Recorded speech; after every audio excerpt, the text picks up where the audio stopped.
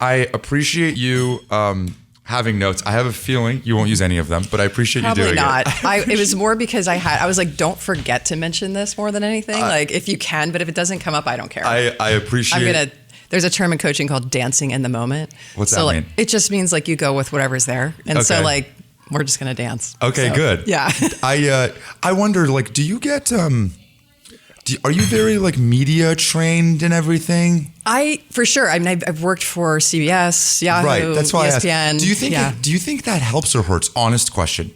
Like maybe I'll put it another way. Do you feel like it takes away from you? I think it does. Like, don't you get just a watered down version of yourself? You do, and it's so focused on voice inflection and bringing people in, things like that. I'd rather banter with you, like in general, and go back and forth and just be much more sort of flow. Yeah.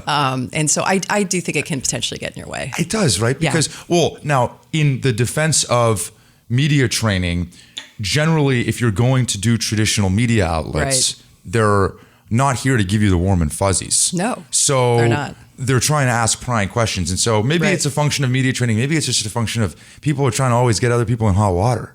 Yeah, maybe that could be it. I think it's also like how to talk about bad news in maybe the best way possible sometimes with all that's going on in the world. So that's part of media training that could be good and not so jarring. Yeah. And there's a lot of that going around too. Yeah. So when you coach someone to dance in the moment when it's not like a podcast, what's the coaching? Like, what does that mean? Dancing in the moment is part of a framework. I actually went back to get certified as an executive coach. So we have a framework. And one of the things that we believe is that you actually hold all the answers to your life. My job is just to ask you questions to help steer you in that direction. So dancing in the moment is sort of a technique that says, let's just address whatever's here right now. Like you could be screaming at me right now. You could be like deciding that like you just want to be funny this whole time or very serious. We're just going to go with what's here. Yeah. Like we're not going to try to change it or control it or fix it. Yeah. We're just going to keep going. And your methodology of dancing in the moment is to be Socratic, meaning it's just questions. The coaching is for this type of coaching that I was trained on. I'd say dancing in the moment can also be questions, curiosity. You are encouraged not to tell as much. Like you're not gonna show up as a consultant in a dancing in a moment situation. You're gonna show up more as leading from behind, if that makes sense. Yeah. Or beside. Yeah, that does make sense. Yeah. Well, look, no matter how many times people have done these types of shows or media training or whatever, this is a tip jar. I'm going to put this tip jar over here. I love it. So the point of the tip jar, is there's no money in it because I've never actually made a guest pay me. I was going to say. Seems awkward. Okay. But ostensibly, there is a world where maybe one day I enforce payment. People, I love it. People, when they tell a story, they cannot help themselves. They bang the table. Interesting. They cannot help themselves. And obviously, when you bang the table, it goes into the audio. So as a fellow audiophile, I just wanted you to know that that's my tick. There it is. And I have to pay you if I do it? Is that what happens? And if you bang the table, you have to pay me. If I bang the table... I might do it. If I bang the table, I have to pay you. Okay. I love it. Well, and I talk with my hands a lot, and I'm very Italian in my way. So. And people, you will... I promise you will not realize you're doing it. Okay. I promise. No, You'll have no idea. It's just going to happen. It's just going to happen. It's just... Whether it's true, because we're so close here. Whether it's like, whether it's Al Gore or Bill McDermott, everybody does it. Okay. It's unbelievable. That's fine. I have a picture that I wanted to show you. Okay. I wanted to start there. Oh, no. This is like barely a picture, but do you know what this is? I don't know. Let me see. Take a look. Yeah. Oh, I do. Look at Megan Mitchell in that picture with me. This is when... Is that I could draw that? I hope that you didn't actually see the actual picture. This is a newspaper clipping, right? It's a very 80s looking haircut right there. That's good. This is the first time I had made the Olympic developmental program as a youth playing soccer in my hometown. And my hometown was very excited. And there was a clipping in the newspaper. Correct. And how old were you? I think I was 12 in that picture, or 13. So I had made the under 14 ODP team, but I think as a 12-year-old, which is unheard of because like you should be playing for the under 12 team if you're 12. So, I guess the town was very proud. Isn't that a good picture? I guess it's fantastic. You could take it on the way home. Yeah. Thank you for the gift. I was a soccer player growing up. Oh, neat. And I remember thinking in middle school, the people that were making ODP, I was like, wow. Yeah. Like those were, I just remember thinking, wow, those are some superstars. And you're making ODP on the U14 team as a 12-year-old. Yeah. You were good. I got lucky. My cousin Mike, I'll never forget, he was like, do you want to go play soccer? I was 9. And he was like, I was like, well, I don't know. I've never played soccer. Everyone's doing it. He was like, well, everyone's doing it, so you should just play. And so I just showed up at practice one day in the middle of a park. They were having tryouts for the Swickley area soccer team, which is where the town I grew up in. And I was just good. I could just dribble a ball naturally. I don't know why or where it came from, but my father is Italian, born in Italy. So we had an affinity. Maybe I had it in my blood. But he didn't play soccer when I was, a kid or anything like that. And then I just showed up and I just could dribble and I was like, wow, this is fun. I'm going to go back. And 3 years after that, you were really good. Yeah, I just kind of got addicted to it. Like I loved it so much. And it brought me a lot of joy and it was a way for me to connect with my friends. And I could only play on the boys teams at the time. There were no girls teams. Really? Which I think helped a lot because that was the first girls team that I started playing for, all girls team at the time. And I think playing with boys made me better, faster. I'm going to butcher this, but have you read Outliers by Malcolm Gladwell? Yes, you know the hockey team example that he uses? Can you tell do you feel like that applies to you? I think it does because... Can you explain the hockey team example? You explain it. Okay, fine. I'll explain it. All right. So basically, the super dumbed down Joubin version of the hockey example in Malcolm Gladwell's book is that if you're young, there's a lot of statistical correlation that says that those who were playing in an age group that was above, like if they were on the cusp, it was birthday driven. So if they were on the cusp of a birthday, they could either play in the league that would be younger than them or older than them.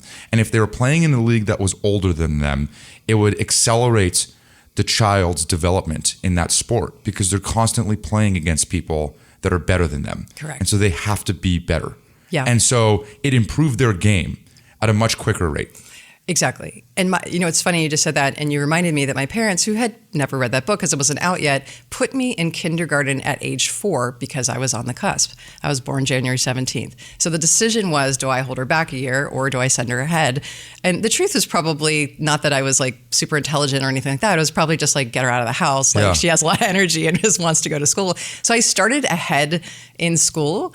And I think just sort of having, what that probably did was at the beginning give me some confidence because I could kind of hang with 5-year-olds at the time, which I thought was pretty cool. And then going into this, it was sort of the same thing. I don't think I sort of developed this sort of knowledge set, or maybe didn't even know it subconsciously, where like if I could thrive with folks that were older, whether it was sports or school or anything like that, great. Then it improved my confidence. So when I got to play soccer, and I was doing well with my peers, and then got onto the all-girls team and was younger, I didn't really think about it. Yeah. So I was also a cusp baby, September. Okay. And so I was always the youngest in my class, but that also meant I was the shortest. Yeah. That also meant I was the most immature. I've been there. And so it's funny in some ways. Yes, I think it accelerated my development in general. I think there's other things that it also did too that were positive in some ways. Like I always felt like I got bullied, like I always felt like, that chip on my shoulder now started when I was a little kid because I was always playing catch up in some way. Yeah. Anyway, I think there's pros and cons. By the way, there's a lot there. I was definitely bullied. I remember the kid's name who came up to me and said, "Nana, Nana, you're 4 years old" in kindergarten. It'll stay with you forever. I think it over time it's kept me humble. Like I thought of myself as someone that's conceited or arrogant or things like that. I even thought about it twice. Well, oh wow, you're 12 and you played on an under 14 team. Like, yeah, that's just what I did. But like that wasn't what was important to me. It was just maybe just being a determined person at the time. So that makes sense. Yeah. I had my parents throw away you know how you take the class photos? I was always front and center. Yes. And of course, you put the shortest kid front and center. Like, are you kidding me? Like, put them in the corner.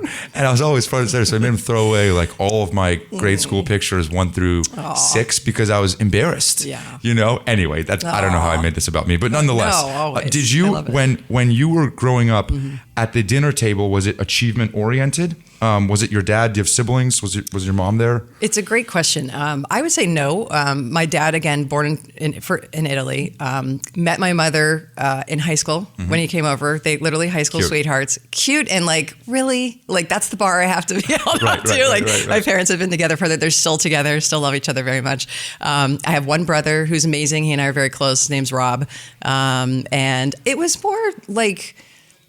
more very just familial. Like we were very much like, how was your day? Checking in, just making sure everybody was happy. It wasn't about like, did you score a goal today? Yeah, it wasn't about the goal. It was like, did you have fun playing soccer today? How was it? I was probably the one at the table that was more like, I didn't score a goal today. I'm disappointed or like just naturally. I think I'm a little bit of the black sheep in the family where I was probably a little bit more naturally competitive than my family. Like they weren't like pushing me into soccer or pushing me into anything. And I think that's why I have a lot of firsts in my background. Like I was like the first to play soccer at a competitive level, first to go to 4-year college. In your family. Yeah, in my family. My mom's in real estate, my dad's an engineer, but they put themselves through different types of schooling, you know, night school, things like that. My dad was one of 7, you know, not a lot of money, things like that. So, you know, they were just proud that I was pushing forward and making the right decisions. There were other moments in my life we can talk about where, you know, they came into play in terms of helping me make decisions, but we had very different ways of doing things. Did you think you were going to go pro? Did you go pro? I did. I played, I'll call it, using Will Ferrell's movie, semi-pro. So I was one of the first women to play for what was called the USISL here in the United States back in the day. And I played there. I think we made $75 a game or something like that. So I would say that was the highest level that was afforded to me at the time. And I wasn't able to go any higher just because of my age and what was happening. So the short answer is, I guess, yes-ish. Yeah. And you went to school to play soccer? I did. Yeah, I did. And also, but I did so, it's funny, when I was being recruited, there were, you know, X amount of schools that really offered women's soccer at the time. Some of the big ones like UNC Chapel Hill, one of the reigning champs of the United States, and others did. I tried to go to Duke last minute. They had just started a women's soccer team, but I had missed the deadline. Yeah. So I was thinking maybe I'll start locally and transfer. But I ended up making the decision both for academics and for my long term and for soccer, knowing that like I wasn't sure like where the career was going to go. Yeah. So. And I can't help myself, but when did the DJing come? I know. Where did DJing come into the mix? DJing, random. Like I've always loved music. Yeah. It's just been part of my life forever. It was random. I had a friend, her nickname was Zippy, and I played soccer with her here in San Francisco in my 20s and 30s when I first moved here, and I met her. So it didn't come in until then when I moved from New York here at the age of 29. I just had the 30s were my favorite decade. Like I had so much fun here in San Francisco because like dotcom was booming, everything going on, and we just started hanging out when we were going out for drinks and with each other. And I took a class. I think it was a meetup group to learn how to DJ like one day. And and she had taught me how to do it. And then one day she invited me to the bar one night to DJ with her. And I like totally Tell me you still DJ. I do. Please. I still buy equipment too often. I'll just say that. Gosh, and I will play with things. There's this little device from Japan called the OP. People will know what it is. And it's like a mixer. And it's only like a foot long, and you can literally travel with it. And like if I'm in my hotel room, I might do some like mixing. That is amazing. So I'll do that. Right. I was that nerd who made playlists or mixtapes, I shall say, to everyone I sort of loved and was friends with my whole life. And that just was what I grew up doing. That is incredible. Yeah. Okay. So then I have to ask you, when you get in an Uber, did you take an Uber down here? I did. You drove? I took an Uber. You took an Uber. Okay. Yeah, of course. Okay. Do you own a car? I own a car. We're not there yet. No, exactly. We're electric hybrid focused. Okay. We're not there yet. Okay. Yeah. When you get in an Uber, do you put on music? What are the ground rules here? Can I request music or no? You could absolutely request music. The three things the drivers, it depends on the driver. So you kind of want to read the car. So I like to say, like, the things you get dinged on with Ubers is slamming the door too much. That's the number one thing. You just slam the door. You're kidding. Getting in or out. Okay. You'll get dinged for that. Just remember that. Okay. But the number one thing is if I feel like I'm getting in the car and the driver's like, hello, how's your day going? And we start talking, I'm normally not going to turn on music because I'd prefer to talk to the driver if they want to talk to me. Yeah. And I really enjoy doing that. If they don't and they're sort of introverted and they're keeping themselves, I'll probably just be on my phone in the back. Like I might have my headphones on in the back listening to music, but if he or she checks out, I probably will too. Yeah. So I'm just reading the room. Yeah, that makes sense. Yeah. But I imagine like for you, it is like you're learning about the customer in some way. Like you have a similar like two-sided marketplace as we do actually in venture capital, which is that you have many constituents. You have the driving constituent and you have the demand side. You have the people taking the rides. We have LPs and then we have founders, right? And so if I was in a room of founders or LPs by accident, or if I was at a coffee shop and I'm surrounded by them, I'm just trying to make a parallel. I'm going to ask them questions like that. That would make a lot of sense. They're one of my constituents. Completely. So I wonder, I'm sure you're asking them questions about what's it like being a driver? What else would you like? Any like partnerships that we could do for like, and do you tell them? Do you like tell me what? It's so funny that you're going into that. Well, there's such a thin line. And again, it goes back to like sort of, assessing the driver in general. Sometimes and probably not, there's a thin line. I'm probably not comfortable telling them that I work at Uber because sometimes it sort of changes the experience. And I don't want them to think, oh gosh, I'm driving around so-and-so like from Uber and type of thing. When I do and I feel comfortable and I get into it, you're right. I am sort of, as I do naturally, I'm just trying to relate to them in general as a person, as a human. And I naturally get in and I said, how's it going? Busy today? Are you tail end of your shift? Like just, are you done? Are you starting? And so I go into all these questions and then I'll say like, if I notice something like they might be selling something in the car, like we used to have these, you could buy certain products in the car. Now we have advertising in the car. There's certain experiences. I may ask them like what they think about those things. And are you making any money off these things? Like, why aren't you driving a Tesla? Like there's a great program with Hertz, like where you can rent a Tesla for a couple $100. And they were like, oh, I didn't know about that. And we've got an amazing woman at Uber named Carol Chang, who's in charge of all of our earners. We call our drivers earners.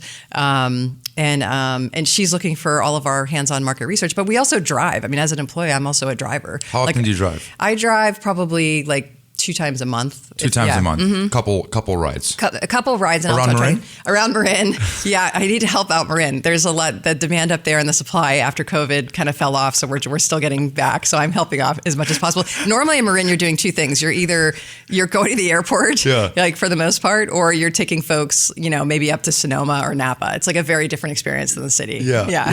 That makes sense. When did you quit soccer?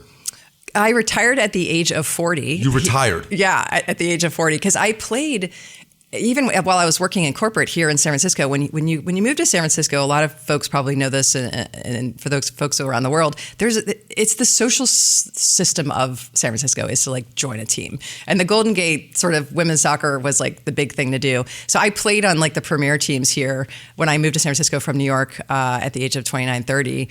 And played for a decade on a team. We were sponsored by an amazing bar here in the city called Blackthorn Tavern, and we used to go to Blackthorn Tavern every Saturday afternoon for our sponsor. And I played competitively till the age of 40, and then that was it. I just called it. My body was hurting. What's the highest level that you achieved? I was on the national team sort of pool, I'll call it. So there's a pool where they bring folks in from each of the regions within the United States. And that means that I was sort of one of like maybe 40. Qualifying for the national team, the women's national team. So that was the highest level I played, and had played a couple, matches here against like Sweden and Norway at the time. Sick. Yeah, it was super fun, and got to play with folks like Brandy Chastain and Mia Hamm and Christine Lilly, who were amazing. How old were you? I was in high school, so 87 through through 89 were the years. And then what? Like you give up your soccer career and you go you go work? That's a great question. Like how that was your life from 9 years old. Yeah. And you go to college. So I went to college, playing at the time, soccer, right? Yeah. Okay. Right. So what happens was this was sort of high school to college and you're playing at a really high level in general. You go to school, you play at the highest level you can. And then, at this time, you start making a transition. You start preparing for what am I going to do next? What happened with me was that I graduated at a time, undergrad, where the economy just was struggling at the time and it was challenging. And so people did three things. They went to grad school. I actually did get into grad school, but didn't end up going. And I ended up moving back home, living with my parents, and I ended up coaching soccer to pay it forward. So I coached ODP. I coached at the university level, and then I coached at the club level. One of my small claim to fame is coaching Carly Lloyd for the U.S. women's national team. Yeah, she's an amazing woman.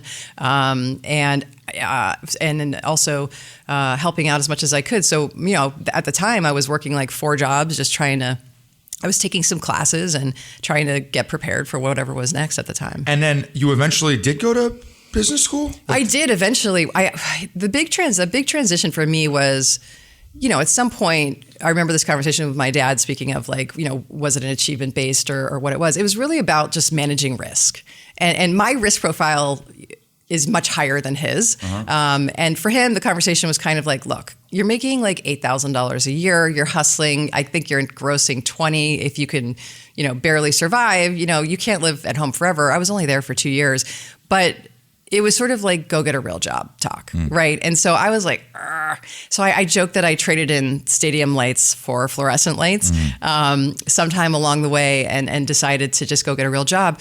I didn't know anything about business or things like that because I had studied. I was pre-med as an undergrad and in training and when I was taking my classes. And so I ended up I got lucky. I ended up meeting a woman who knew one of my best friends, went to Bucknell University, and decided to take a risk on me. And it was working at a startup called ICI, which was owned by Recruit Company Limited in Japan, out of New York City, to go help college students find jobs. And I was like, well, I know this audience, because I've coached them and I know how to work with them as a customer and as players.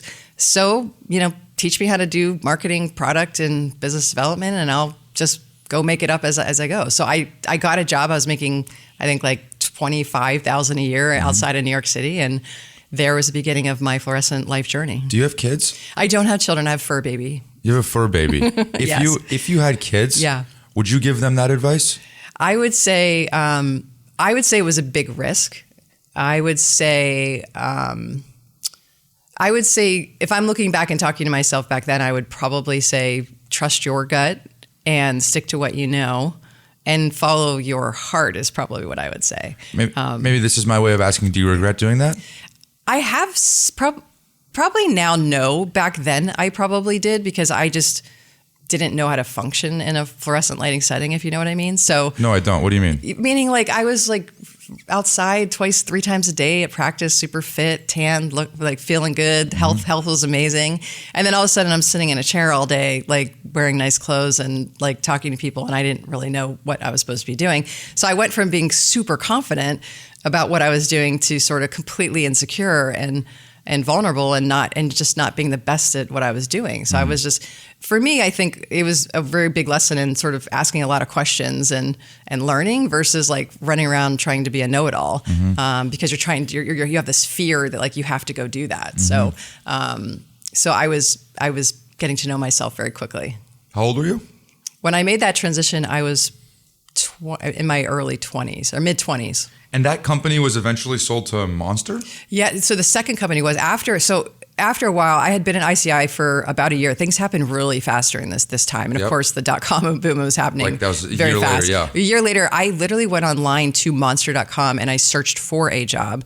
I met a lovely woman named Eve Yohalem. She's amazing woman who opera singer, writes children's books now, lives in New York City. And she had started a company called studentcenter.com. I was like, oh, cool. I'm helping students. I saw the salary online. I think it was $40,000. So I got super excited. I was like, oh, I can make a little bit more money. And I think I'm starting to understand what I'm learning what to do here. It was in the city and I decided to take a leap and I met her.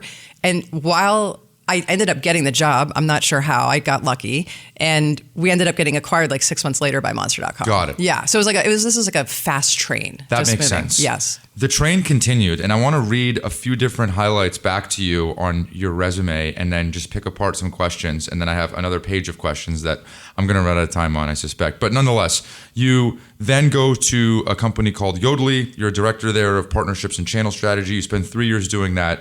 This is on the precipice of the bubble.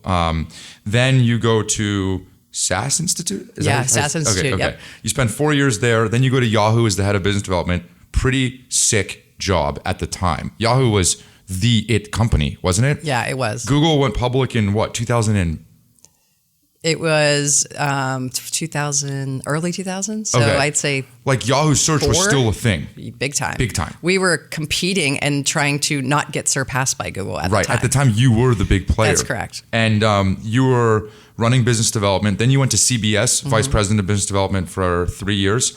ESPN, vice president of global business development for almost 3 years. Then eBay. And again, I'm going to keep going. eBay, head of global business development. You did that for 3 years. Then a couple of years off. And then you went to off-ish. You were doing some consulting on the side. Then you went to Uber, which is where you are today as the chief business development officer.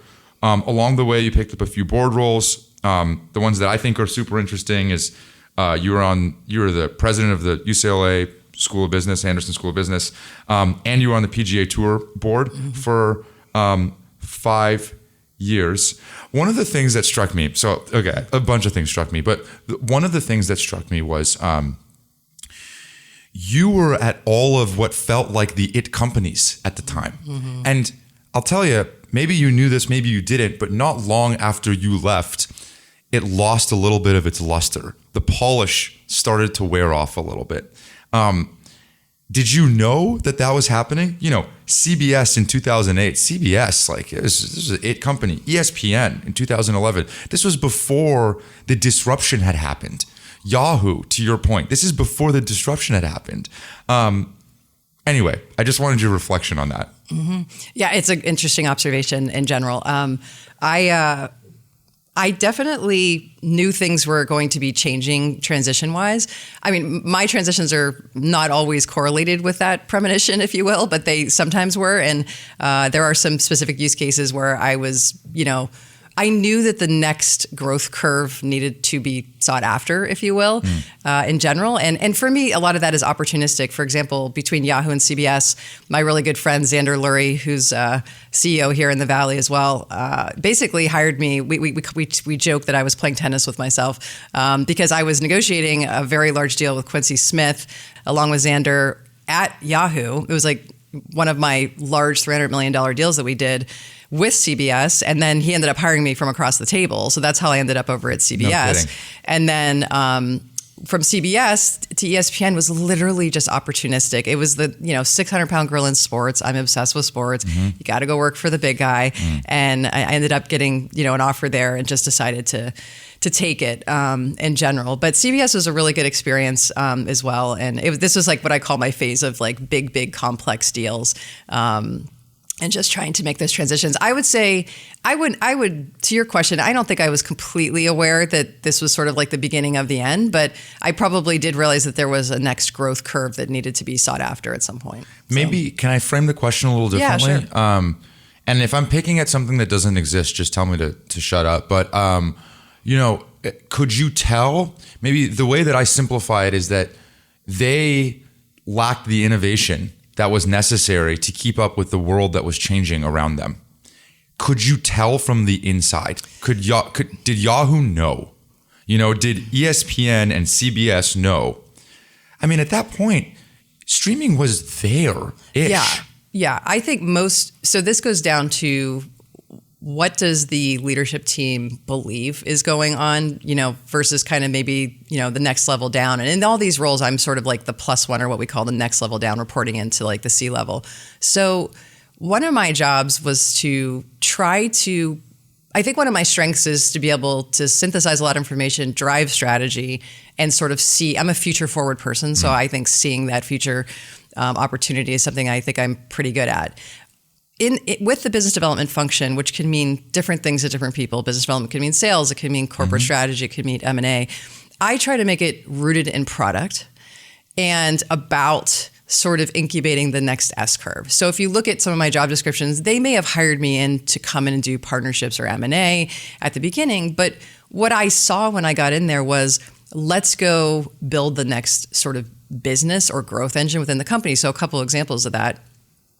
At eBay, we were piloting eBay Now, which is kind of what Uber Eats does for a living these days, but it was trying to get, same day delivery for eBay goods and services off the ground. And at the time, we ended up doing all these great partnerships, putting the product in place.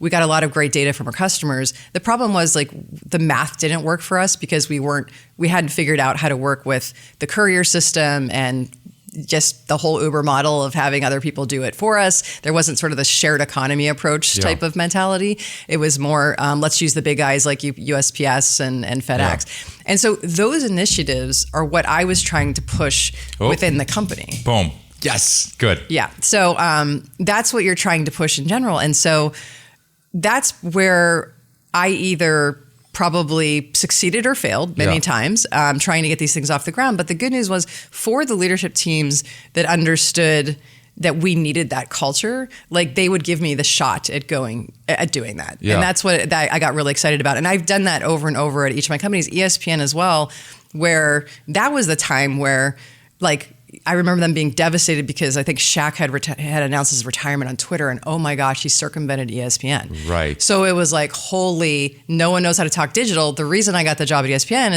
is because I was bringing Silicon Valley to New York, and essentially I could talk APIs and I can talk Twitter. And so my job was to do buy, build, or partner strategy for your next set of initiatives around bringing digital to this media company. And that's what made my job fun and able to be strategic on the job. I think the hard part is, if you're not at the sort of highest levels, or if you're not pushing through influencing or in persuading, things could either fall flat or, there's sort of an inherent culture or lack of growth mindset that gets in either my job's way or somebody else's way, and sort of impedes some of that growth, if that makes sense. Yeah, it does make sense. And it's not lost on me that, what has happened to many of these companies is now happening to the PGA Tour. It's it's crazy to see you living in some of these companies that have just been out-innovated. It's unbelievable. You just mentioned a framing in passing, buy, build, or partner. Mm-hmm. Can you explain that? Yes, buy, build, or partner is something I do pretty much every day. That's your job. Yeah, I'm looking at whether from a growth vector perspective of the company and scaling and just making decisions, what are all the things that are available to us, whether it's hiring people, whether it's building the product from scratch, whether it's licensing technology, or whether we're going to go acquire talent and IP, intellectual property, or whether we're going to partner. And the matrix that we tend to use is sort of how fast do we need to be moving? Do we need to own this core competency or not? And we're trying to make those decisions very quickly to drive whatever the next project is off the ground. And that's what I do every single day. Can you walk me through, if you're okay, at any point in your career, maybe a seminal project that you used this framework of buy, build, or partner, and just walk me through it? Yes. Can you do that? I can. Let me think of the one I want to do that would be the most interesting in terms of those decisions. I would say... And you're on the hot seat, so take your time. Yeah, no rush. Worries. Yeah. I would say...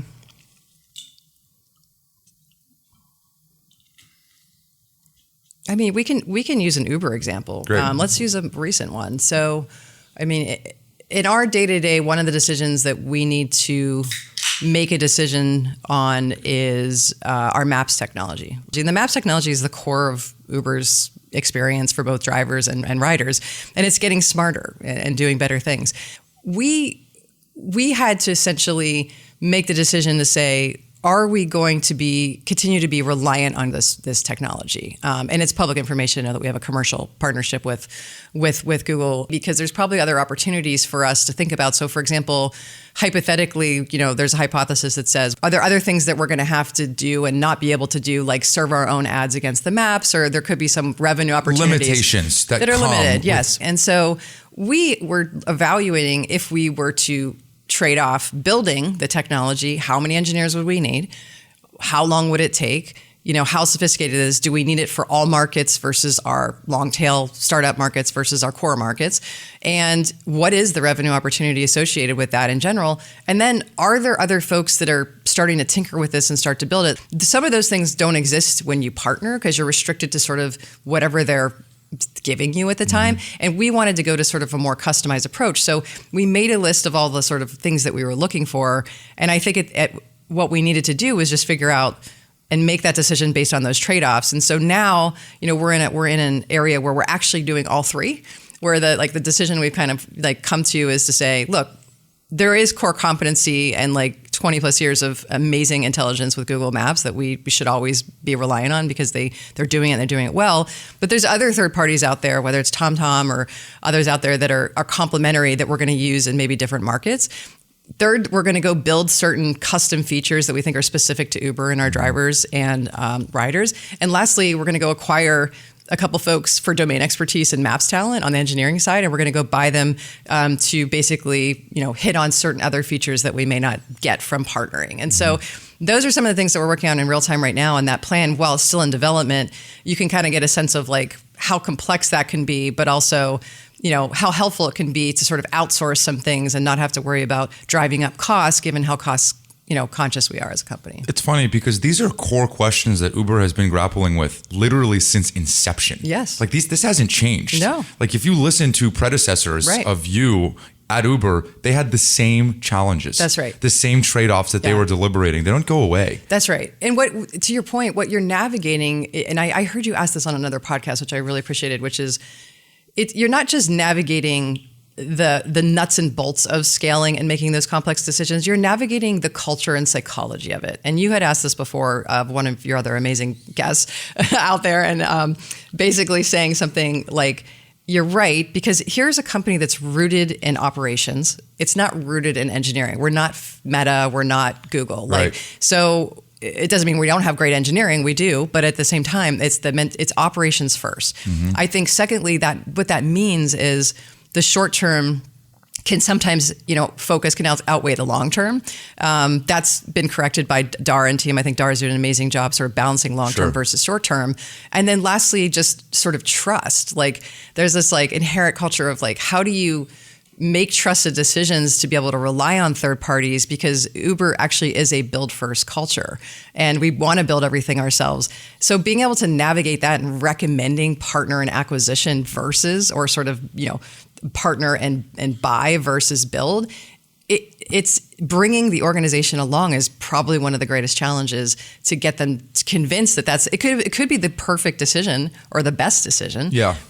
But selling that through and the persuasion and influence needed to do that is something that needs to be, addressed. Yeah, it's still a Silicon Valley technology company. 100%. And so the bias is always going to be towards build versus buy. That's right. Because I also think that in these tech companies, there is a level of pride that comes with being able to build. Absolutely. I was just talking to Claire Hughes Johnson, the Stripe COO. Yeah.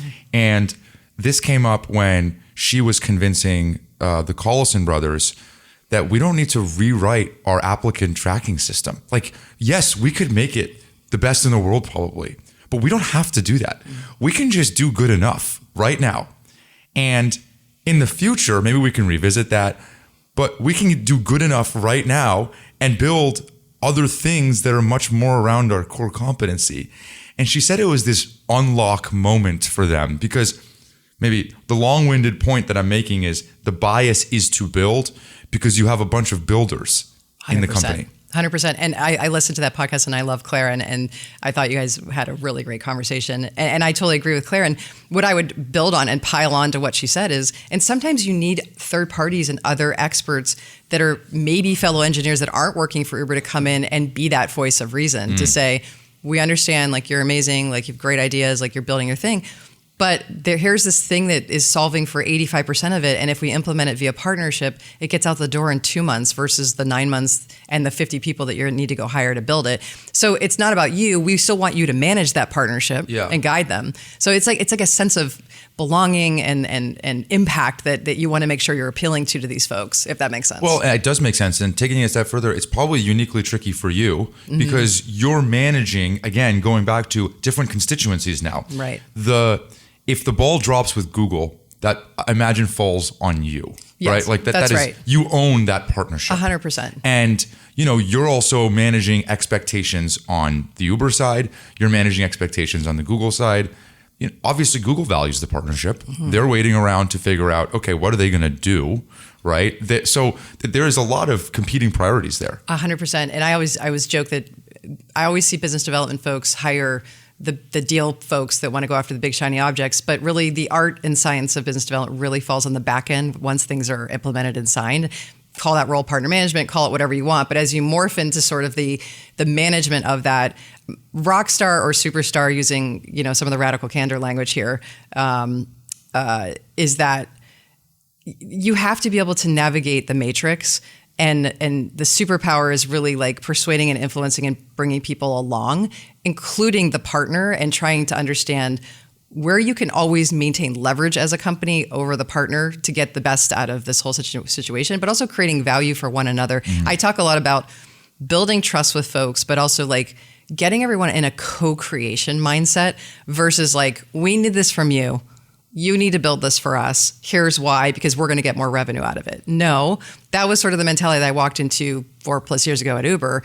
It's more like, no, let's talk to the partner and co-create this thing together. Yeah. And then have a solution that's working for both parties. And we spend so many times navigating the matrix and trying to have that conversation because leveraging some of the things Claire was talking about, one of my tools for doing this is the Insights tool. Because it's a tool that you can put into action. And what is it? The Insights tool is basically a behavioral tool that says that you spend 75% of your energy in a certain style. And so you're either an analytical, blue, you're either a red, which is essentially like a driver, which is like your get stuff done person. Yeah. You're a yellow, which is an expressive or strategic, and then a green, which is just harmony. I want everybody to get along. Yeah. Okay. So that's my superpower when I go into like sort of have these conversations with folks. You figure out what color they are in like 30 seconds. Yeah. Yeah. So like, and then my job. So the biggest thing I'd say, I listen to a ton of your podcasts, by the way. And the biggest thread, I'm like a synthesizer of themes and threads. Tell me. So is that everyone's focused on, and they should be, getting to know themselves and making that the sort of foundation of their human triangle. My challenge to the world is like, that's the me part of the equation, but there's a we and an us that no one has time to address because they're so focused on me. Yeah. And the problem is what Insights does is it's great to know your color. What's even better is to be able to flex to other people so that you get out of your own head and learn how to be with that other person and drive productivity. My job is to, as an executive coach, in my mind, when I work with founders, is like, yes, you need to get to know yourself, period, because that's the baseline. And you need to be, at a place where you can be humble and understand your values and understand what's important to you. However, to be successful in this world and to change the world and have an impact, if you're so busy working on yourself all the time, when are you busy working on we or us? And so the interpersonal conversations and the us are just as important as the we, as the me. And so I use Insights as a tool to say, yep, I know my color, big deal. It's what's more important is that I'm walking into a room with a presentation, or I've got to go convince the engineers to use the Google Maps platform, and I'm walking into a room of blues or analytics. With analytics, what you know right away is that they process real-time information, but they're not going to be able to give you an answer in real time. So when I set up my meetings with a blue, I'll say to them, hey, here are all the facts. Would love you ask a lot of questions because curiosity is what they want to be doing, is trying to problem solve. You give them three days and say, I'm going to come back to you on Friday and we're going to talk again. Yeah. Go think about it. Yeah. Because there's no real, so you have the persuasion and influence part of that Insights tool is really about understanding how to get people engaged so that you're driving for that productivity or driving for that decision. Yeah. But you're doing it in a way where you're meeting them and co-creating that solution together versus me walking into a room with a presentation that's all about me and like knowing my style and like you're so in your head that like you don't even know who you're talking to. In a given meeting, do you generally know what color you're walking into? Yeah, I prepare every meeting. My whole calendar is color-coded with insights. You're kidding me. I know who I'm meeting with. I'm meeting with a blue. I'm meeting with, absolutely, every time. I prep, my team laughs at me, but they, not really. We actually use it as a language within Uber now. And if you talk to some folks on my team, they'll be like, Jen, you're walking into a room with a double red. And yeah, so we have like this system where we start to talk about like who we're actually talking to. Let me ask you, if do you think that if someone saw your calendar, okay, if the double red saw your calendar and saw that he or she was a double red, would that offend them? Like, is that a very personal thing? You know? Yeah, it's a great question. And to be fair, it might, especially for a double red. What you want to explain to the double red is that it's a compliment. And what we mean by that is we just mean that we're walking into a meeting with a person that can get a lot done very quickly with limited amount of data. So what I would say to the double red is, listen, the reason I need to learn to flex to you, like you're not the problem. Like I just need to make sure I don't show up yellow. If I show up yellow with a double red, it goes something like this. So, hey, Joubin, how was your day? Yeah, I had this idea. I was going to brainstorm with you, but I'm not sure like what's going on. I mean, right now I've lost my double red in 10 seconds because my double red is sitting there thinking, there's 5 things that need to get done, 3 of which are the high priorities. I need data to make this decision, and I need you to lay it out for me and tell me what you recommend. They don't care. So every double red meeting I go into, me flexing to them is, hey, good to see you, Joubin. I know we want to talk about the Maps product today. We looked at a bunch of data. We have 3 options for you guys. We're leaning towards B, but we want to talk about A and C. And we're going to get this done by Friday. We need to make the decision by Friday. That's every double red meeting. All I'm doing is restructuring it in their language to make the meeting more productive versus if I go in talking about brainstorming and ideas, and they're going to be like, so I don't think Jen executes very well because they're like, I'm just sitting there thinking or like being creative. So you're trying to get productivity and drive for decisions and drive for, you know, whatever needs to happen or alignment at the time. And I'm trying to speak their language. And it also, I think, gets people out of their own heads because most people when they're preparing a presentation or trying to persuade and influence are in their own heads and they're worried about how they're going to show up and what they're wearing and like things like that. It's the same thing in golf, by the way. You referenced golf earlier.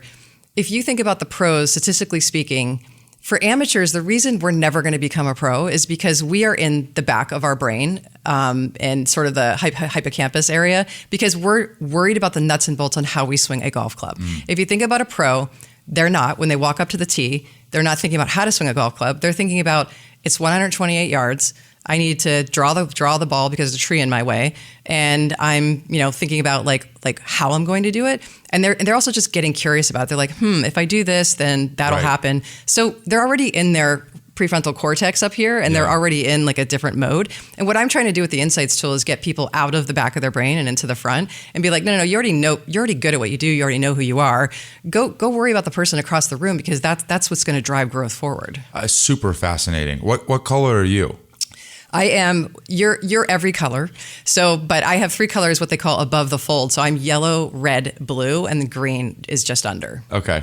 Okay. And you have, I imagine, like similar to, you referenced Claire, where she has pushers and pullers, and then there's ways to work with pushers and pullers based on their strengths and weaknesses. That's right. I imagine you have a similar set of, green lights and red lights. Yes. For different colors 100%. that you come equipped with in your tool belt. That's right. Before a given meeting. Exactly. And the difference between, I was talking about like listening to your other podcasts, the difference between, my challenge to folks is, even for those pushers and pullers, you're showing up to those meetings giving advice or reacting or dealing with that from what you know of yourself. What I'm trying to push other people to do with insights is to learn to deal with the pushers and pullers or different types and flex to each other. Like get out of like what's happening with you and hone in on them. Because if you do that, you're so much more successful. So yes, to your example, with greens, it's not about me showing up. Like I should be prepared and have all the information I need for whatever this conversation is going to be. It's more about knowing that the screen is not going to want to hear conflict very well and is going to retreat under conflict. Yeah. And I've got to be able to keep them present and in this conversation, even if it's a hard one. What's the framework called? It's called Insights. Super, super interesting. Yeah, it's a good. When I left, I quit corporate once and I went to get. I'm certified as an executive coach. I don't believe in being overly assessed. Like there's a million assessment tools out there, as many of your folks have talked about. I like the ones that you can put into action and feel like you're making progress, not only to get to know yourself, but also to get to know others. Back to that framework. So, I literally only use Insights. I teach the Trust Equation, which is a book called The Trusted Advisor by David Meister. And then lastly, I use the Enneagram. And those are the only three things I use because you could get to know yourself, go travel the world, do your Eat, Pray, Love tour, whatever you want to do. That's great. You should keep doing that. For me, it's about, well, then, if you fast forward and people are reading their gravestones, things like that, they all say, well, I just wanted to have an impact on the world. I'm like, well, how are you going to have an impact on the world if all you're doing is working on yourself? So my question is how do you sort of transition into this mindset of impacting others and impacting societies and impacting communities now that you know all this about your amazing self? Yeah. Ken, I want to revisit the trust equation thing sure. and ask you about it. But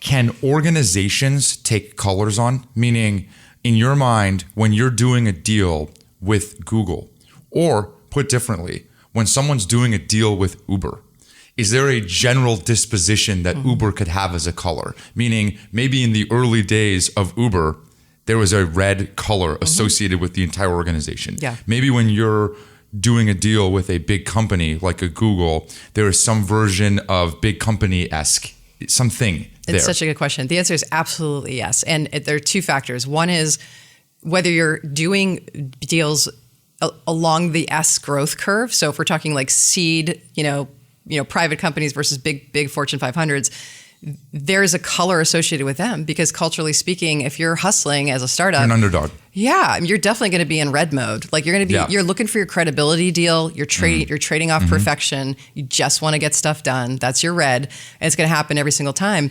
If you're going to do a deal with folks that are a little bit more mature, whether it's an eBay, a Meta, or a Google, the culture of that company is absolutely going to come through collectively as a color. So we know that doing deals with Meta is a very blue experience. Like it's an engineer-grounded company. You're going to have to know your data. Google's going to be the same way. And there's just a bunch of blue that's going to happen there. I think if you talk about media companies like the ESPNs of the world, CBS, and contrast that, they are so yellow because you have this old school, like 3 martini lunch. Absolutely. Like one of my favorite folks, back to the connection between media and golf again, is a guy named Sean Bratches. I call him the $1 billion man. Sean's amazing. Sean went from running sales at ESPN to F1 to the Live Tour. And, so he's like this amazing guy. And literally he is right out of Mad Men, like dressed to the T in the most amazing suit. He literally looks like he's right out of the 1960s. His hair is perfect. One day I get to ESPN and I'm with Lisa Valentina, who I love. She runs Disney ad sales at this point. And she's pregnant. She's like 8 months pregnant. And I'm just meeting her. I'm brand new at ESPN. And Sean's like, Lisa, Jen, I need you guys. I don't speak digital. I don't speak video. I got this guy. We got to go to lunch. We literally hustled through Central Park down to this restaurant. We were sprinting and Lisa was in heels. I was like, Lisa, I don't even know how you're walking this fast. We get to the restaurant and he's like, I got my trusted advisors over here. Like, Jen, Lisa, go for it. So we start pitching on digital video and why it's so amazing and things like that. And like, we're late getting back to a meeting. It was literally a martini and steak lunch, by the way. No exaggeration. Yeah. And I was like, this is going to be my life at ESPN. This is like hilarious. And he sprints us back. Like, he's like, we got to get back. We have a meeting late at the office. And I'm looking at Lisa going, you're literally like after that lunch going to sprint back in these high heels. And like, he's just like the most amazing guy. But the media companies are yellow and they are green and they are creative because they're rooted in the advertising culture. And so it's a completely different deal experience and how the deals get done. And you've got to be able to, as a business development person, be able to flex to all of that because you're showing up with just different mindset on how the deal is going to get done. Yeah, it's fascinating. He probably has a really interesting job at Live right now. Well, he doesn't have that job anymore, unfortunately. But there were some things he didn't take care of. But there's some controversy about it. Let's put it that way. Boy. But he's moving. He's continuing to move on. He's a really good guy. So Trust Quotient. Yes. Just can you briefly? You mentioned it, and I wanted to. It's come up through conversations with others as something that's associated with you. Yeah. What is it?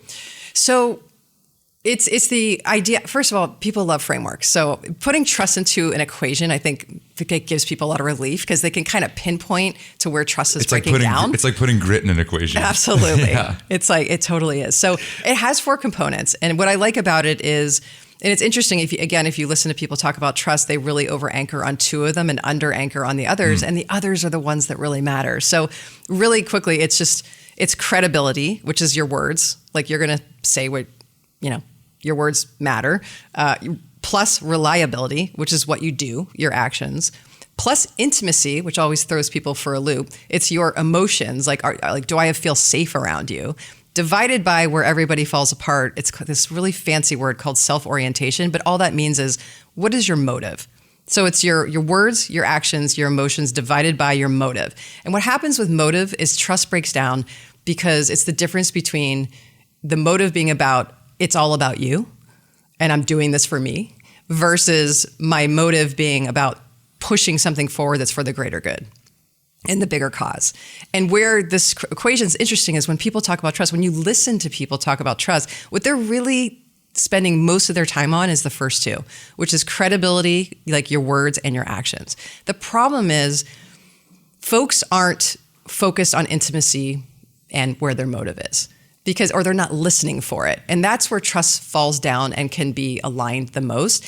So, for example, if you just don't feel safe talking to your manager, or if you don't, because they're shutting you down, or they're not flexing to you, or there's something going on, or you just don't feel safe in a group, or even in a society, you're not going to have trust for something, right? And so if you're a person that doesn't know how to make others feel safe emotionally, we have folks that I've worked with in the past that, are super introverted or they're just awkward socially. And for folks that are natural extroverts and things, they just don't get it. And all of a sudden they're like, I don't feel like I can tell this person anything because I don't know if they're listening. They don't really talk. Like that's okay. But like, that's also like a judgment. And like that other person doesn't know how to make you feel safe emotionally. And so there's this education that needs to go on in terms of like just the sort of the feelings that you're creating in the room. And I think, again, back to your podcast, like, I mean, how many people have referenced like life is about how you make people feel? Like that's all they remember, right?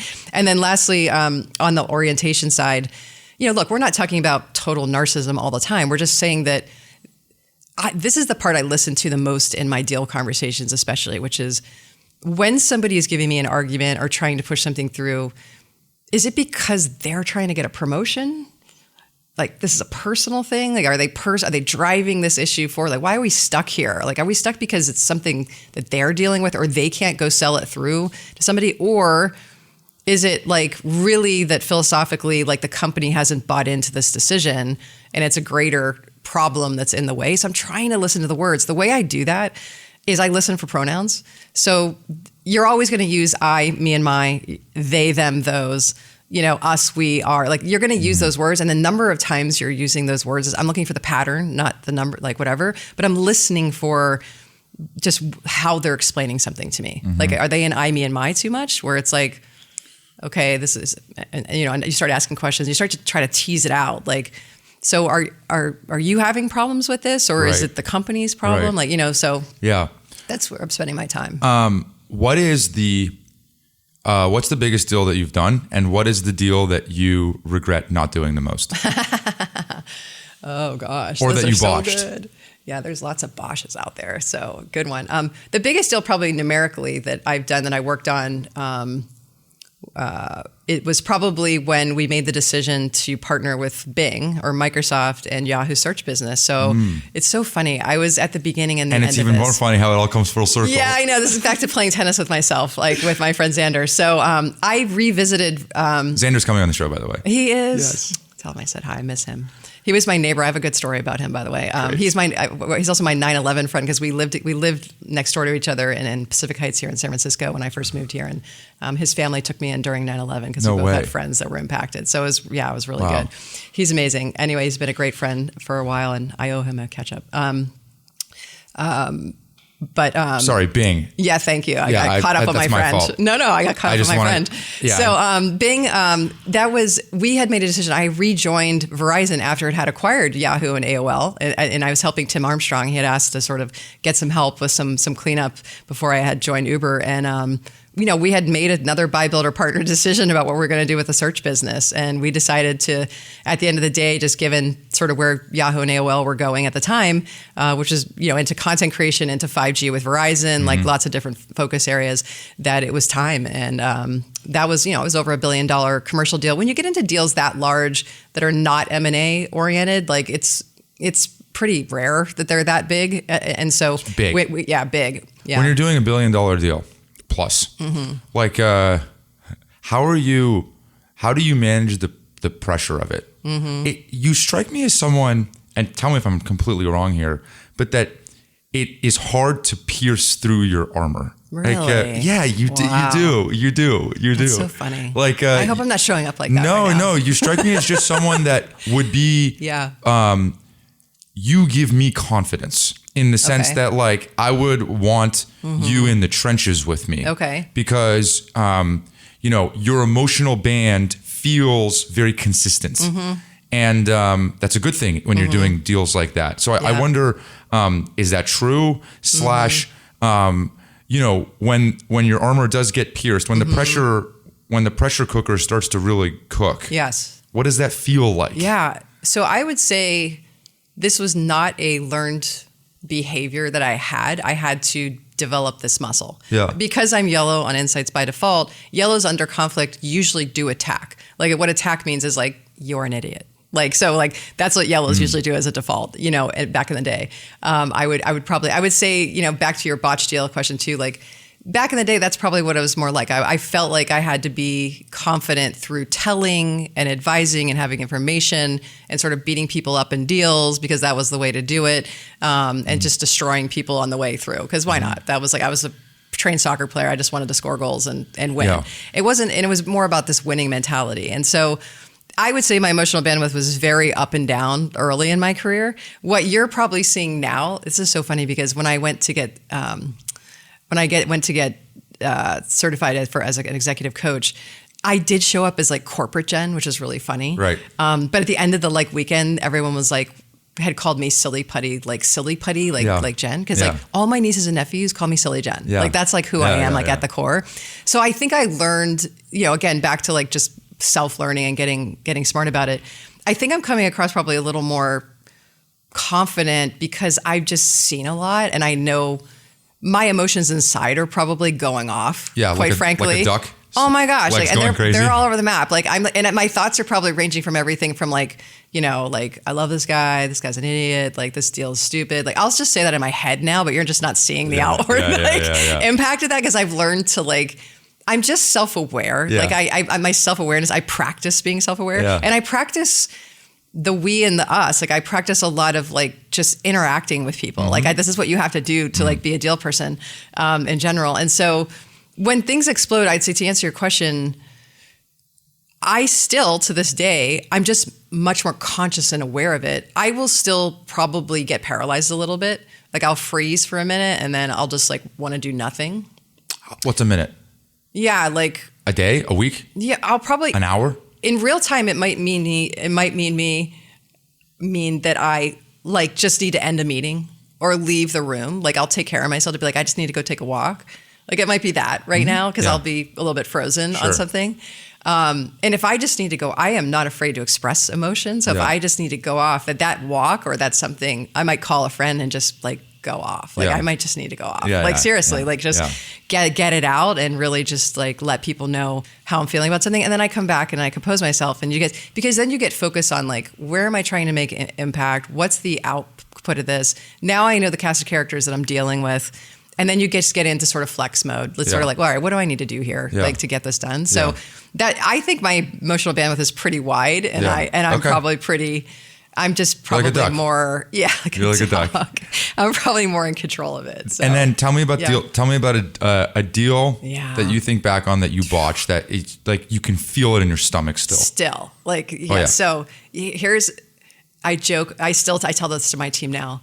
If you ever tell me that there's a side letter involved in something, I'm going to kill you guys. No, I'm tearing. That's like my PTSD from this experience. But when I was at Yahoo the first time, again, back to like the peak Yahoo, there was a client that will go unnamed, that our partner that I was trying to do a deal. This was like a $400 million deal in revenue, by the way, for our search business. And I was flying to New York back and forth. I was doing everything I thought was right. The attorneys I was bringing everybody along, and it was going really well and going really fast and like almost too well. And I wasn't sure why. Like I remember asking the attorney, I was like, are we just doing a really good job, or like, is there something off here?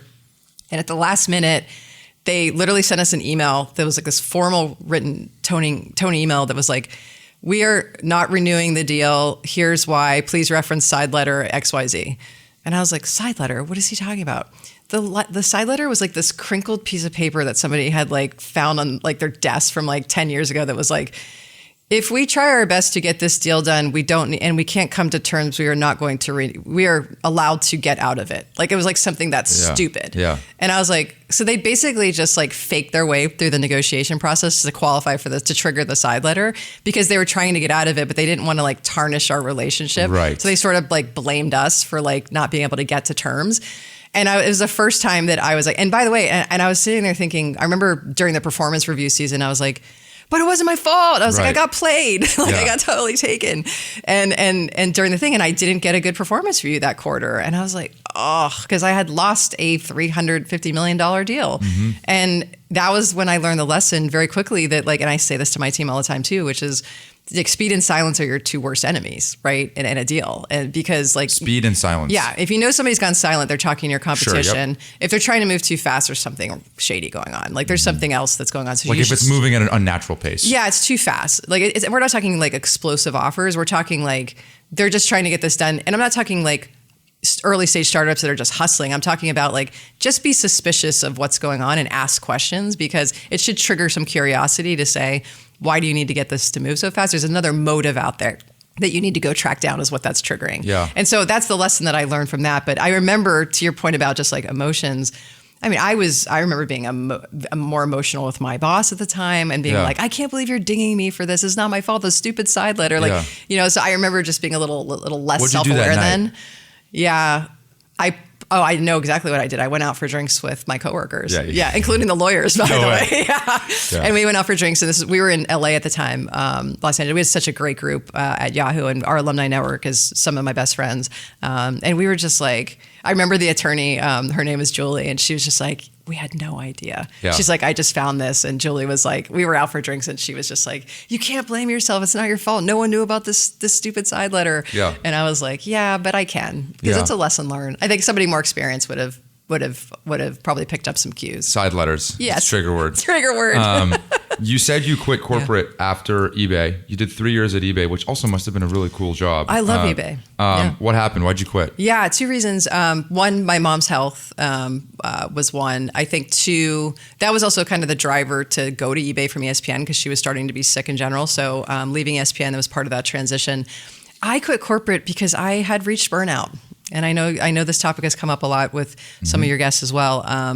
For me, burnout was just doing the same exact thing every single day that I thought I was enjoying. And then all of a sudden I dreaded it tremendously. How quickly did that transition happen? Yeah, it happened. I was there for 3 years, but the transition, I had hired an amazing executive coach. Her name was Ann Mullering, very wonderful, wonderful executive coach. By the time I hired her, and quitting was probably 6 months. Yeah, it was a 6-month process. And so she had done 3 things with me. She was like, you sound like, she had got me to the point where I was able to admit that I was in burnout. 2, she held me accountable to like not finding a job for a very long time and saying, you're not even allowed to look, and 3, I remember sitting in my office after I quit, I literally was in my leather chair with my PJs on for probably 4 days. Like I would just go in and out of the room. Like I was just like, what did I just do? You're like mourning.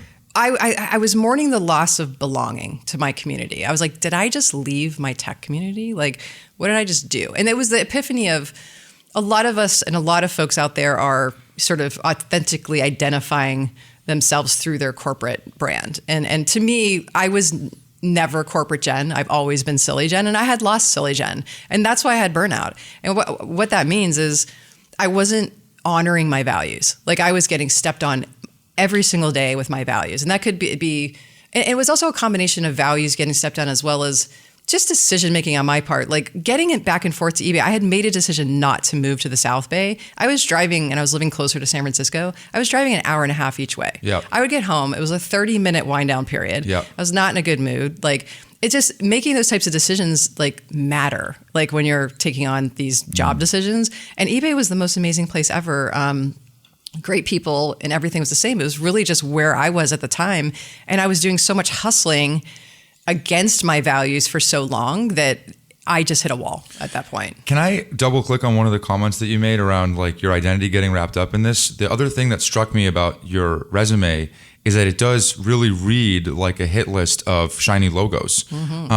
Like I wonder, I was thinking, let's say Jen does another run after Uber. There's no way you're going to like a startup that nobody's ever heard of. You know, that's funny. I wonder like maybe I'm asking like, is there like, it continues to be the hit list of great jobs that everybody knows about, incredible, I think almost all consumer brand companies that your mother has heard of, my grandparents have heard of. I wonder, was the feeling of, okay, I have completely burned out and then I leave, I've heard past guests say like, people didn't pick up my call like they used to. Like you lose some sense or semblance of gravitas that you otherwise had that was so wrapped up in who you are. I don't know. I don't want to put words in your mouth. No, what I would observe on my resume, to your point, is at the beginning, none of that mattered because I was at companies called Student Center and ICI and Yodlee, who nobody had heard of, right? Yodlee was an early stage fintech startup that started as a B2C, but quickly turned to a B2B2C, B2B company. And that didn't matter to me. What mattered was learning and taking risks because I was catching up, right? Based on my beginnings. I think what happened when the market fell out in 2000, 2001, and I went, was thinking about going back to business school because I was feeling the sort of lack of confidence and just not having like the language. Totally. I think I needed to go establish that credibility with some bigger brands, with the Yahoos of the world. So I think I made a conscious decision to say, stay with stronger brands because that's going to help you with your credibility after that. And now, I mean, honestly, like if you were to ask me like going forward, Uber is interesting because yes, it's a big brand that everybody knows, but the driver for joining Uber wasn't about the big shiny brand. It was about transitioning them out of phase 1 to phase 2 on their growth curve. And that was more appealing than anything. So it was almost getting back to where I started and saying like, how can I have an impact, show up as a coach, show up as an executive coach, things like that, and make a difference where I'm not showing up at Uber as corporate Jen. I'm showing up as silly Jen, the coach who's hopefully forwarding our growth, vectors forward. If you ask me like, what's next, I would actually I find that what I've learned about myself over the years is my coaching business, I started a company called Awestruck Ventures, and Awestruck is all about, finding that next amazing founder that just like has this vision and a dream. And my whole value system and goals in life is to help other people realize their dreams, period. That's what makes me happy. Awestruck is part, seed fund, part executive coaching, and part sort of BD, product market fit type of services. Now, the reason I did that was because like at the end of the day, like that was like the mission for me. And I wanted to make sure that I could do that. It's about just having impact. And it always was about that. And I don't think I realized that. And I think part of me with these transitions was about finding that impact. And so I'm actually much more attracted to helping scrappy founders get off the ground. Like if I could spend all my time just helping a lot of different people, I joke that I'm at my point in my career where I don't need to be a team coach anymore. I'd like to be a clinician. Like I want to go teach a bunch of people how to like swing a golf club, like not just like one team and be with them for a while. I'd rather dip in, dip out. Like, I feel like I have this mindset of like helping lots of people because I have the capacity to do that. And I've always been kind of a teacher at heart. And that's kind of like where my mindset is now. So for me, it's less about the brands because I also feel like, and I say this to a lot of other women, like I feel great about my career. I feel like I've already made it. I don't need big brands on it anymore. Mm-hmm. And like at the end of the day, I've made it because I feel happy with where I am, and that's what matters. And so if I feel happy with where I am, then now it's about just like impacting everyone else going forward. And for me, I'm in sort of pay it forward mode. Yeah. If that makes sense. By the way, hopefully you didn't think I was coming down your street on the shiny logo thing. Oh no. Okay. But I needed it, Joubin. I needed it. Okay. Like I did that consciously. Like I wanted to work for larger companies where I was incubating businesses inside of those companies, but also bringing something new. Because whether you're talking about ESPN or eBay, like I was always working on like the new scrappy project inside the company. So that brought a great mix for me to say, well, here's a bunch of super smart people that know how to scale a business. Because think about it, prior to me going to business school, there's no brands on there that were bigger than 200 million in revenue. And so for me, I needed to go see a big company and see what that looked like and what that felt like and how to build the next S curve, in general. One other observation that I have on your resume is that they're generally in very similar time increments. Okay. Now, that could be a complete coincidence or it could not be, which they're generally around 3 or 4 years. Yeah. Uber's been 4.5, I think, and it's been the longest run you've had. Yeah. And I ask because I have a framing where every 3 years I re-sign up for a mental contract in a company. Yeah. And 3 years, could be 3, it could be 4. Usually around that time frame is you've seen enough to know exactly what you're getting into, and you've already accomplished some really meaningful projects, and you're re-revving the engine for the next set of projects. Yeah.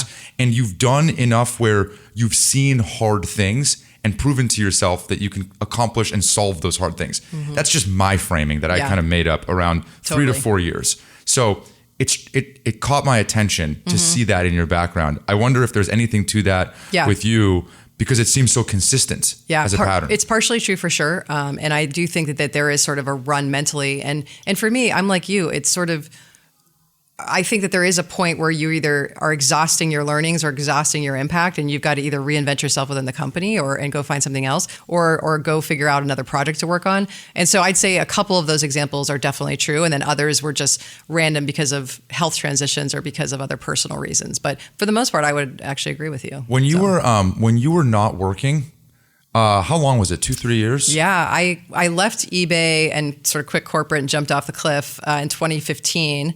And I was not allowed to look for a job, according to my coach, for, I think, 2 years. So I think it was from 2015 through end of 17 that I was out. Did you miss working? At the beginning, no. Toward the end, I missed having an impact, like more than like just working. I think it was more like I was missing...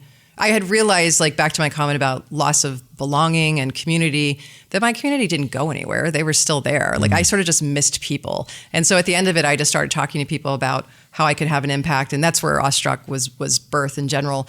I do try to take time off in between each of my ventures. And I always joke that like eBay was a little bit of my Eat, Pray, Love tour. I went up to Alaska. It was like so amazing, like true French frontier up there, and had an amazing experience. And I think you just get back to your core values. What happens is you find the space, hopefully, you like yourself because you're looking at yourself in the mirror a lot when you are off because you don't have a lot of stuff that's going on. And then 2, you get back to your core values. You start hanging out with your family and your friends, and you start asking questions like, should I be doing this? Should I move to this city? And it really gets back to a different set of things that you probably aren't addressing as often as you have time for when you're working 80 hours a week. So I really enjoy that time. And now there's this term that we use in coaching and working with my executive coach, who I still have as well, where I spend that time integrating. There's this integration process where it's like knowing myself, knowing what's important to me, and knowing like what I want my next challenge to be. Like that integration's happening with my time off. And that gives me space to think about like how I want to have an impact next, or what I need to learn. And at each break, I learned something different about myself and the world. So it was good. What's the toughest feedback you've ever gotten? Like the one where it hit you dead between the eyes? I think this one wasn't the biggest. I mean, I talk too fast.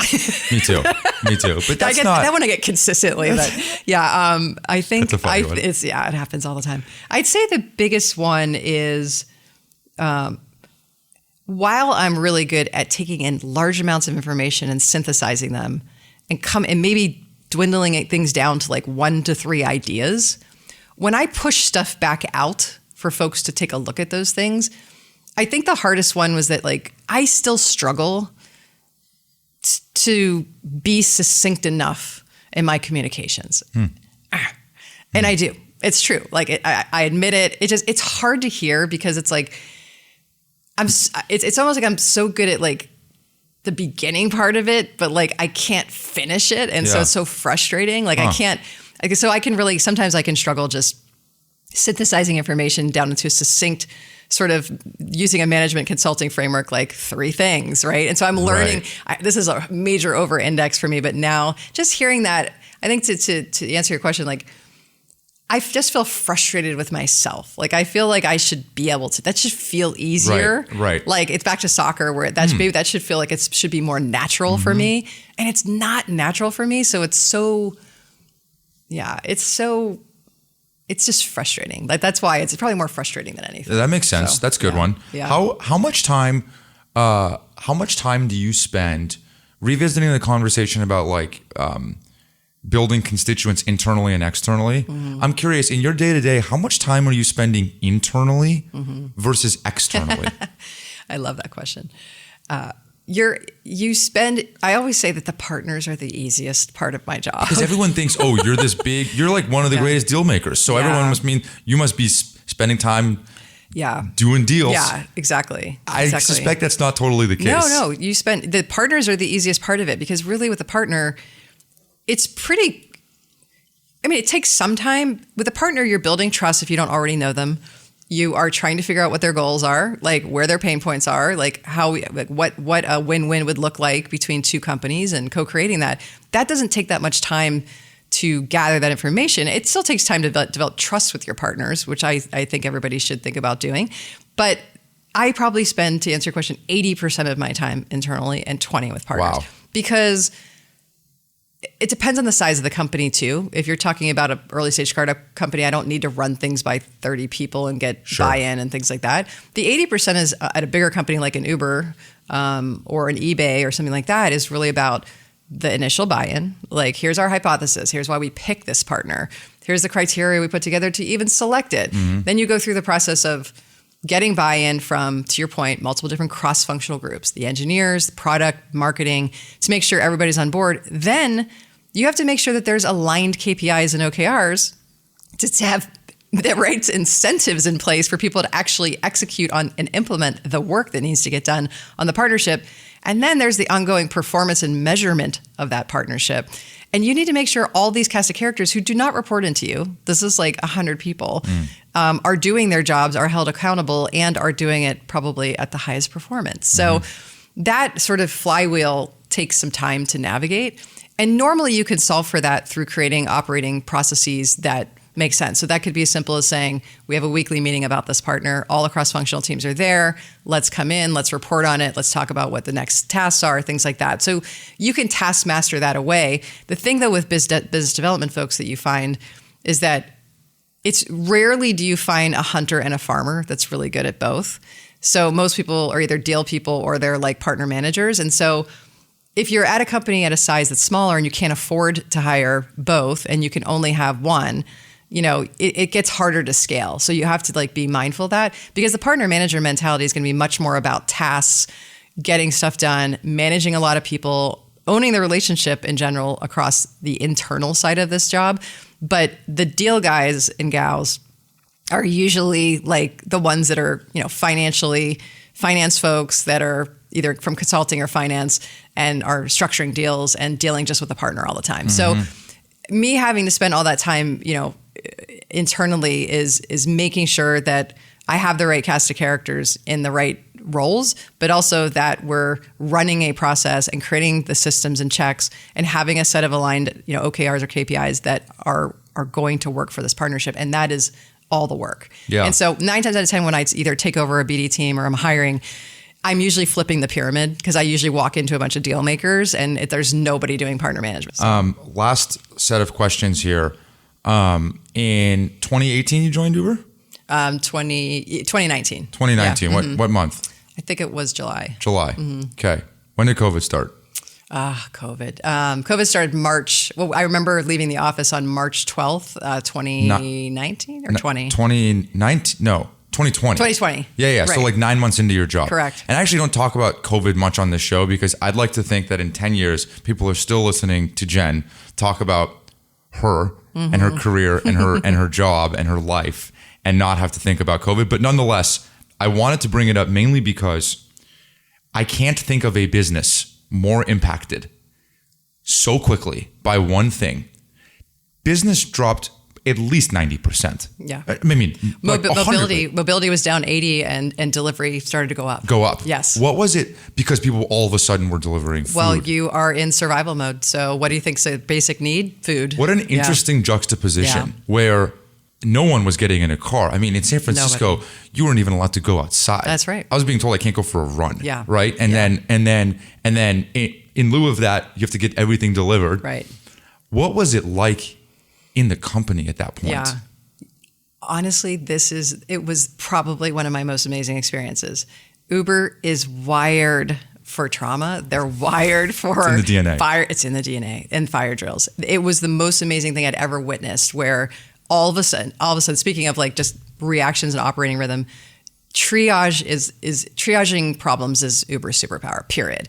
So on day one, I just remember Andrew McDonald, my manager, and someone that's been there for about 10 years. I don't know if you know Mac, but he goes by Mac. We literally set up a daily stand-up, and that was it. Everyone was on board. We all ended up like assigning tasks, and we were basically in sort of triage mode. What that meant from a BD perspective, as an example, is here's where trust factors really comes into play. We were about to ink a deal with Marriott, one of our biggest partners. And it was a commercial deal. Before COVID, we were talking dollars and cents and user experiences and how we can get delivery in the hotels and how we can do drop off and pick up and drop off in front of the hotels from the airports. As soon as COVID hit, I remember Rick, the chief business officer at Marriott, calling me and being like, we just furloughed like half the company. Yeah. You know, what are we going to do? We're not going to be able to ink the deal. And it's like, real life comes into play. So you're like, exactly, no problem.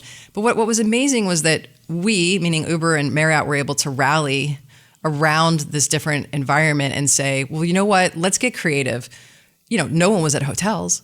So we ended up literally constructing this, I'll call it a partnership, not a commercial partnership, but where we were leveraging, trying to keep the local restaurants in business by sending them food and turning those hotels into COVID centers, like for testing and for everything else.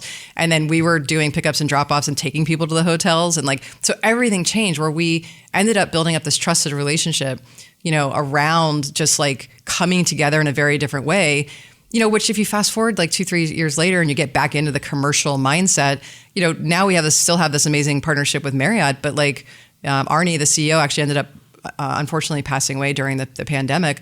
And I remember the last meeting with him and he was just like, we all just did the right thing. Like we did the right thing. Like we took care of like people, together. And then coming out of it, of course, we went back into like Uber Eats partnership, things like that. But what was amazing was like how we came together around others and just having an impact. We did an amazing partnership with Walgreens, like, Unilever, like we changed our whole BD. There was no strategy. It was just like, who can we call to get COVID test kits, like to people? Totally. How can we get safety shields in our cars? Yeah. Like so that people can get in them again. Yeah. How do we make the drivers feel safe? We did deals with Unilever to get masks to all of our drivers. Like we would get them anything we could. So everything changed, but there was not a better company to work for at the time because I think as a result of that, we reversed our sort of issue very fast because we started to create safety. Everything became about safety and trust. And so as soon as we could like pivot that way and try to, make sure riders felt safe, make sure drivers could get back out there. Because think about it, the livelihoods of the drivers were impacted, everybody. So whatever we can do to do that was where we pivoted. And I thought the team was pretty phenomenal. What's crazy is that the build by partner framework that you used at the beginning of this episode if you throw the time equation into the build, buy, partner, well, build goes out the window pretty quickly. Very much. And, the core competence of Uber is certainly not to, create masks or plastics.